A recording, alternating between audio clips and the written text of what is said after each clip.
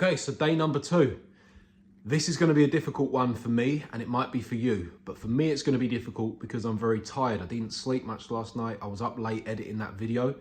I was also up late the night before editing that other video. And this is something that I need to get quicker at, because when you're tired, you have less willpower, which means the draw to all of those bad foods is going to be a lot stronger today. So you need to be ready for that. Now, I have got honey and coconut water in the fridge.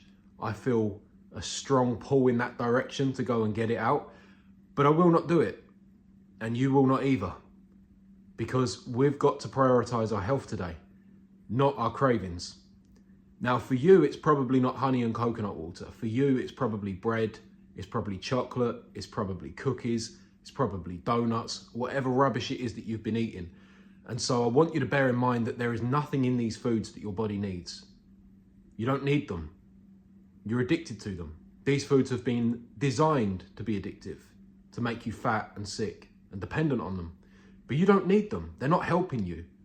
And so it might feel silly, but I would advise you to go and stand and look in the mirror and look yourself dead in the eyes and say something like, I am a man who eats food that nourishes his body, or I'm a woman who, yeah? Tell yourself that. Get it through your mind, because one of the most important things here is that you realize why you're eating. You're not eating just to enjoy it. You're eating because you want your health better. You don't want to be that person who's sick anymore. So stop eating like it. That's what we're doing here together. Now, there is an issue. I remember this, that with the food, it's comforting. It gives you that dopamine hit. And so it's good if you can find something to replace that. This part of the day is totally optional. You don't have to do this if you don't want to. I'm not trying to add more tasks for you, because you're probably already dealing with enough. But if you want something to replace it, I'm going to put a couple of songs below in the comments that you can check out. I find these songs, I enjoy listening to them.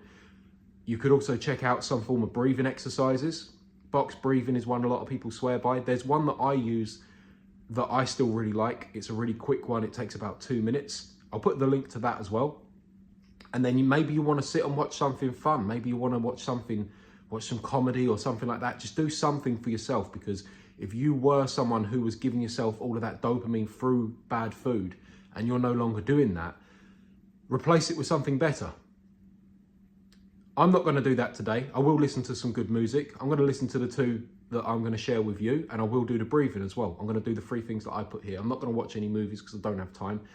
But if you've got time, do it, because it's better that you do that. Even if it's not a right replacement, it doesn't feel as fulfilling as eating the junk food did. It's something just to remind yourself that I'm doing this for me because I want to get better. Okay, so right, I'm going to go now. I've got to get on with work. I'm going to do my breathing exercises and I'm going to go get on with work, and then I'm going to have my first meal, which I'm really looking forward to because I'm quite hungry today. So good luck today. I'll talk to you in a bit. All right, so 8:51 a.m. This was my first drink of the day. Today was a much more normal day than yesterday. This is a more accurate representation of how I would normally eat. It's just that yesterday I wasn't really that hungry because I'd eaten so much the day before. So it was 10:16 when I had my first meal, and this is those burgers that you saw me make in a video from about a week or 2 ago, the ones that I froze. And you'll see in this bit of the video here why it's important to use that baking paper, because you'll see how easy it is to separate these burgers. It would not be as easy as this if I did not put that there. Trust me, I've had them stick together and they snap, so they don't really cook as nice afterwards. I have had it where they've still stuck together like this, and I've got a knife in the middle, and but it's still been very, very easy to separate. So what I've done here is top shelf 220 for 13 minutes. You don't have to do it at these temperatures. This is just what I find. And sometimes I'll do it at a different temperature. There's no real science to this. You'll probably see as throughout the next week or so that I'll do it at different times. But yeah, I do that and then I flip it over because I like it where it's got that little bit of burntness to it. And you'll notice there with the hesitation on that last burger that I burnt my fingers doing that. It's better to do it with a fork. I don't know why I didn't, to be honest. I think, again, because I'm focused so much on the camera, I'm not really thinking properly. But anyway, then it goes back on, and the lowest amount of time I can set mine for is 5 minutes. So I got it out after 3. And then it was done. As you can see, it's got that little bit of burnt around the edges there. So I got that out. And then I think I've added in too much footage here of me doing this side of it, because to be fair, you probably know how to get burgers off of a air fryer liner. Oh no, I didn't even do that. I moved them over, just come to think of it. Yeah, so actually, you see how I folded that up there? That's to keep the fat in the middle. See how I sort of like pinch the sides like that? Because if you don't do that, it runs off. And then you can see a rough amount of salt that I used here. By the way, I might make a separate video on this actually. If you're buying the Redmond real salt, it's worth buying that small one as well and just keep filling up that little plastic thing, because it's so much easier to control how much salt it is that you're eating when you use that little one than it is if you're trying to tip it out of that big packet. I think that was my problem. Tipping it out of that big packet with the spout was meaning that I was ending up with so much coming out, and I just got used to eating so much salt. Anyway, 11:36 a.m. This is when I had some bone broth. I had a couple of cups of bone broth today, actually. I think it helps when you're tired, and then later on, when I went over to the sauna, I overdone it in there, to be honest. And for whatever reason, bone broth really helps me when I overdo it in the sauna. Now, bone broth don't mix very well, as you'll see. The powdered one, this one doesn't anyway. And so I find you really have to stir it the whole time you're pouring it, and then also you'll be stirring it for quite a while after. I'm literally talking about a minute of stirring it. I think I might have even filmed the whole minute. Maybe not. But you'll see you get a lot of clumps like that, and I'd rather that was all mixed in. And this does actually taste pretty good.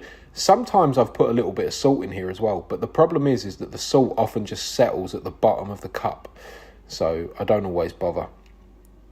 Okay, then we've got 1:13 p.m. and I had some liver. Now, this was not cut up properly, so Tesco didn't cut this very well, so I had to rip it with my hands, and then I thought I might as well show you what I'm doing. So this was quite a big bit. I didn't want that much, so I tore it apart with my hands like this, so I could just get the amount that I wanted, and I'll have that other bit another day. One thing I'd like to do here is I try not to get too much of that blood around the rest of it, because otherwise that gets onto the rest of the meat, and that blood don't really taste very nice. So, and I think when I say it don't taste very nice, I think it sort of burns on the meat or something. Something happens anyway, and it's not as pleasant. So I try and keep it separate. So that here I'm just opening that pack, and then I'm going to break apart the meat, especially trying to pull apart those bits of fat, because that makes it taste better. To be honest, this didn't taste as nice as the steak yesterday. Sometimes you get that. Sometimes you'll buy a bit of ribeye steak and it just doesn't taste the same as normal. I'm not really sure why that is, but this was one of them. I didn't enjoy it as much today. And you'll even see when it's cooked how it come out that it was different. I think you can even see by the texture there that there's something a little bit different about it, can't you? Looks more like Play-Doh. So after the 15 minutes, the liver was done. So I had that out of there, put a bit of salt on it. And then I just ate this while the bit of steak went back in. So you see that I turned it over. And you can already see the texture looks so different. And it almost looks sweaty on that side. It's just an observation that I've made over the last little while. I've eaten a lot of ribeye. And then, yeah, again, I like to cut it up really small, into really small pieces for the most part, so I don't have to really spend too long chewing it. I sort of let the knife do some of that work. But then I will chew it quite a lot as well, because I find that makes it easier. And I think even if you ain't on the Lion diet, it's probably a good idea to chew your food properly. I never used to years ago. It was just about eating as quickly as possible, which I'm still a bit like that, but, you know, not so much. Okay, for future reference, we definitely don't need this much footage of these things. Right, at 3:51 p.m, I had some electrolytes. So today I actually done things a little bit different because I knew I was going to go over to the sauna. So there's quite a lot of electrolytes there, as you see. That's a tablespoon I was using because I ran out of teaspoons. And then I added some magnesium. So these are the magnesium capsules. I couldn't get it as a powder. You probably can, but I couldn't find it. So all I do is I just pull these apart and then just tip them in. This isn't a good idea, by the way. The better way to do it is to drink a bit of the water before you do that, because it's a lot easier to mix it when you shake it. Okay, 5:56, and this is where I'm making another electrolytes. This is one I'm making to take over to the sauna with me, because I don't really want to wait until I come home. I prefer sitting there in the sauna and drinking this. So that water had been in the freezer for a while as well, so it's nice and cold. So decent amount of the regular electrolytes there, the sodium, potassium and magnesium. And then I'm just topping it up with some extra magnesium. I'm pretty sure with this one, I actually have, if you look closely, I think I did drink some of the water already from this. And then I'm just adding that tablet in. And then there's me off to the sauna. And then at 7 something, I didn't see there, I had another meal. So this was some more beef burgers that I cooked up. I overdone it in the sauna today, so I was feeling proper rough here. But I enjoyed this, and I put quite a bit of salt on this as well. And then finally at 9:31 p.m, I had some more bone broth. So decent amount there. And this is what really picked me up after overdoing it in the sauna. A little bit harder to mix this with this tablespoon, but it still come out very, very nice. And today's been a hot day as well to be having hot drinks, but still made me feel very good. And there you go. That's it. Day 2. See you tomorrow.